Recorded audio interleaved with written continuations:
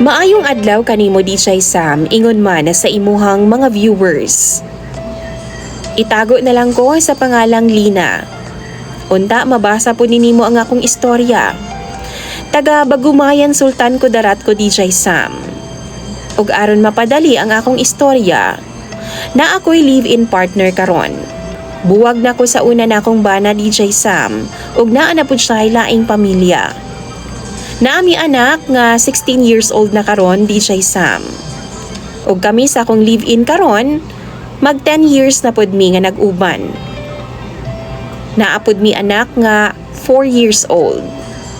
Last month lang DJ Sam, napansin na nako nga ako ang ka-live-in partner.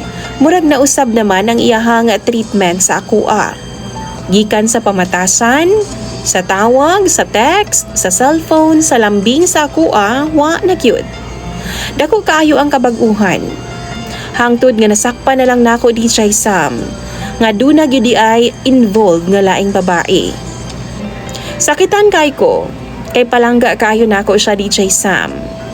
Murag di gyud nako madawat nga ang akong choice nga updon sa tibok na akong kinabuhi. Murag dili deserve nga palanggaon nako. Naapod siya'y asawa sa una DJ Sam. O gani giingnan pa ko ato niya. Imuha na kay cheater kaayo na. Sa napulo na mo katuig nga panag-uban, tanang pagpalangga DJ Sam gihatag nako niya. Nakontento ko niya.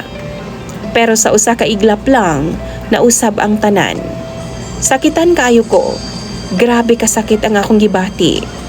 Nasayang lang ang napulo katuig nga akong gihunahuna nga maglast unta forever.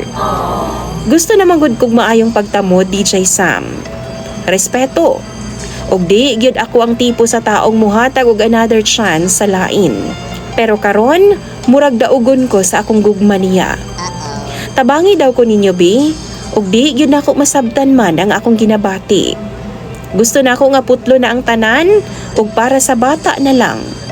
Pero gusto pod nako nga kumpleto ang akong pamilya para sa ako ang anak DJ Sam nga sa karon bata pa gyud kaayo. Unta hatagan ko ninyo og advice sa comment section. Imong sender DJ Sam, Lina.